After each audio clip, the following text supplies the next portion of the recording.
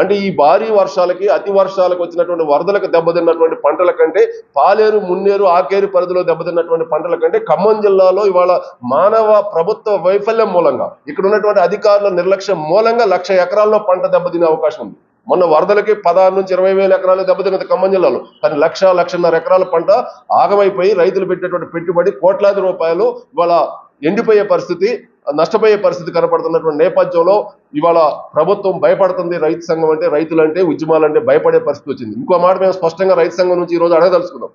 August 15వ తారీఖు నాడు ముఖ్యమంత్రి రేవంత్ రెడ్డి గారు ఖమ్మం జిల్లాకు వచ్చారు. ఎందుకు వచ్చారు?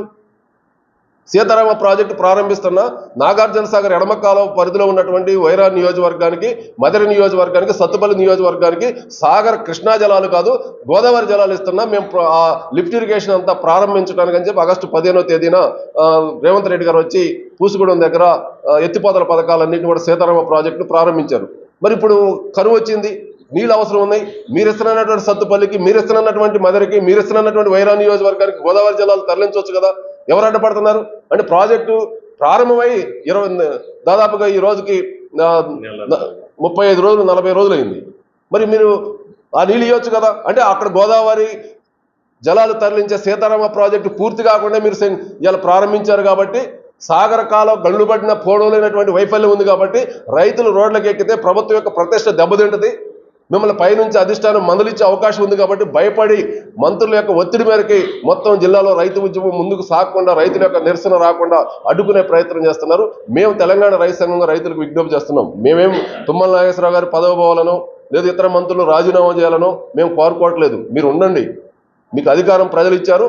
మీరు బాధ్యతగా అధికారులతో పని చేయించి మా రైతులకు నష్టం జరగకుండా, లక్షలాది ఎకరాలు ఎండిపోకుండా, బీటలు వారకుండా చూడమని చెప్పి కోరుకున్నాం. ఇప్పటికైనా మీరు పర్యవేక్షించండి. మీరు సీతారామ ప్రాజెక్టు పనులన్నింటినీ 2 రోజులకు 3 రోజులకు మీడియాని వెంట పెట్టకపోయి చూశారు. ఇలా గండి చూడటానికి ఎందుకు పోవట్లేదు తుమ్మల నాగేశ్వరరావు గారు? ఎందుకు శ్రీనివాసరెడ్డి గారి దగ్గర నుండి పనులు చేపించలేదు?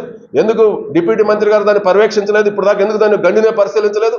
అంటే ఎవరు అడ్డుకుంటున్నారు మిమ్మల్ని? అంటే మీరు ఇప్పటికైనా బాధ్యత తీసుకోండి. రోజుకు ఒక మంత్రి ఉండండి, 24 గంటలు పని చేయండి, 4-5 రోజుల్లో నీళ్ళు వదిలి ఎండిపోయే పంటలు కాపాడమని చెప్పి తెలంగాణ రైతు సంఘంగా కోరుతా ఉన్నాం. రైతులకు మేము ఒక విజ్ఞప్తి చేస్తున్నాం. ఇవాళ పోలీసుల ద్వారా మన రోడ్డు మీదకి రానియకపోవచ్చు, ఇవాళ పోలీసు నిర్బంధం ద్వారా అధికారుల దగ్గర నిరసన వ్యక్తం చేయనీయకపోవచ్చు. మన గోడుని, మన బాధని ప్రభుత్వం దగ్గరకు వచ్చి చెప్పుకునిచ్చే అవకాశం లేదు కాబట్టి ఎండిపోయిన పంటల దగ్గరే మీరందరూ రైతులు జెండాలు పట్టుకొని, నల్ల జెండాలు పట్టుకొని, ప్లే కార్డులు పట్టుకొని ఎండిపోయిన పంటల దగ్గరే నిరసన వ్యక్తం చేసి ఈ రాష్ట్ర ప్రభుత్వాన్ని కదిలించేదానికోసం రైతులారా కల్లూరు ప్రాంతంలో, తల్లాడ ప్రాంతంలో, ఈ జిల్లాలో ఉన్నటువంటి రైతులు ఎక్కడైతే పంటలు ఎండిపోతున్నాయో మీ పొలాల దగ్గరే నల్ల జెండాలు ఎగరేయడం ద్వారా, ప్లే కార్డులు ప్రదర్శించడం ద్వారా ఈ నిరసనని మొత్తం రాష్ట్రానికి, దేశానికి వినిపిద్దామని చెప్పి ఆ ఉద్యమంలో భాగస్వామ్యం కావని చెప్పి తెలంగాణ రైతు సంఘం నుంచి ఈ రోజు మేము విజ్ఞప్తి చేస్తా ఉన్నాం.